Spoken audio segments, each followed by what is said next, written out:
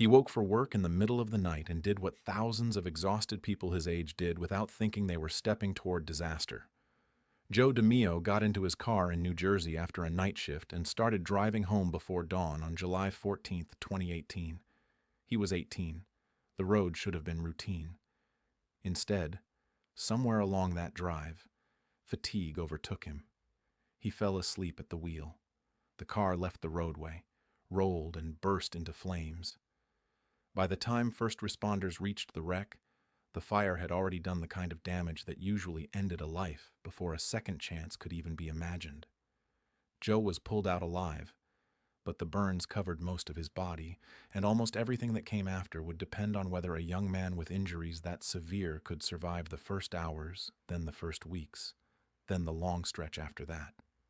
The crash changed his life before he even knew it had happened. Joe later said he had no memory of the accident itself. What the public record established was stark enough. The fire left him with third-degree burns over more than 80% of his body. NYU Langone later described the figure as 80% in one official account and 89% in another clinical rehabilitation summary. His face was badly disfigured. His eyelids and lips were gone. He lost his fingertips. The damage to his hands was so severe that basic tasks most people never think about, holding utensils, opening containers, buttoning clothes, using a phone, became nearly impossible.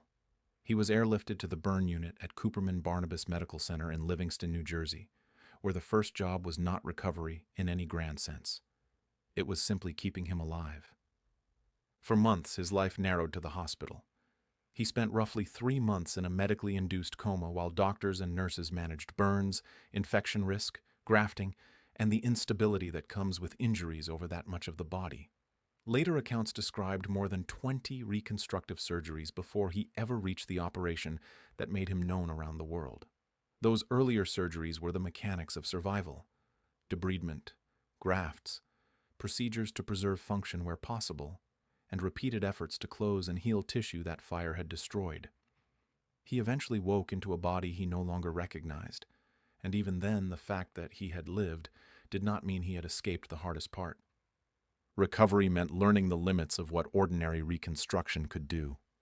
Joe had been athletic before the crash, and he later credited that condition with helping him survive.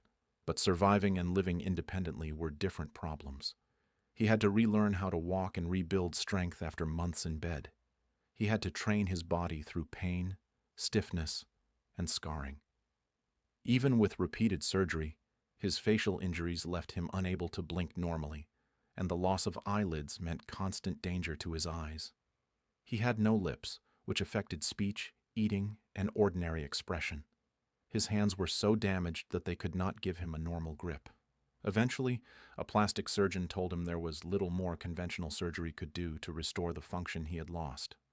At that point, Joe was a young burn survivor living inside a body that had been kept alive, but not restored. In March 2019, he went to NYU Langone to be evaluated by Eduardo D. Rodriguez, MD, DDS, and the hospital's face transplant program. Rodriguez had already led several successful face transplants and believed Joe might be a candidate for something larger than any previous operation had fully achieved. Face transplants had been done before. Double-hand transplants had also been attempted.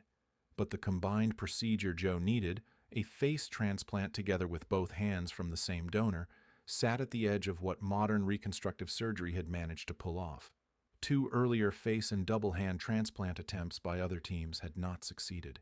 Joe's case would demand detailed planning, monthly rehearsals, digital modeling, and a massive effort involving more than 140 professionals.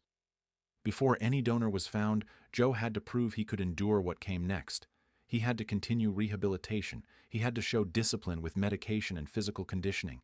He had to persuade a surgical team that he could survive not only the operation, but the life after it: immunosuppression, therapy, rejection risk, and the possibility that even historic surgery might fail. Months passed. Then the COVID-19 pandemic complicated everything, forcing the team to prepare under conditions no transplant program had expected. Still, they continued. Joe waited. The call came in August 2020. A compatible donor had been identified, a 47-year-old man whose family agreed to donation. On August 12th, the operation began. It lasted about 23 hours. Surgeons transplanted a new face, including forehead, eyebrows, nose, eyelids, lips, ears, facial bones, and chin structures, along with both hands at mid-forearm level. Blood vessels had to be connected and kept open. Bones had to be aligned. Tendons, nerves, and muscles had to be joined with the understanding that function, if it returned, would do so slowly and only through intense rehabilitation. The operation succeeded. NYU Langone announced it publicly in February 2021 as the world's first successful face and double hand transplant. Joe was 22 years old. Success did not mean instant normality. It meant a new phase of work. In the first months after surgery, Joe had to learn how to use transplanted hands that were attached, but not yet fully his in motion or sensation. He had to practice blinking, smiling, pinching, gripping, and coordinating tasks that most people performed automatically. Therapists worked with him constantly. Doctors monitored him for rejection, the fear that haunts every transplant recipient and turns each rash, swelling episode, or lab change into a possible warning. NYU later said a tailored immunosuppression regimen helped keep the new tissues from rejection during the critical early period, but recovery remained daily labor. He exercised for hours. He repeated tasks until repetition became progress. He moved from survival to adaptation and from adaptation toward independence. That was what made Joe DiMeo's story so compelling as a survival story. The fiery crash was only the beginning. He survived the impact, survived the burns, survived the coma, survived the infection risks and early surgeries, and then survived one of the most complex reconstructive procedures ever performed. Every stage had its own way to fail.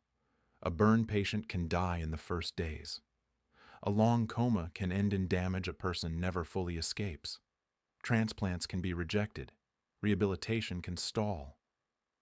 But Joe kept moving through one stage after another, not because the path turned easy, but because he was willing to live inside a version of survival that looked like discipline, repetition, pain, and patience for years.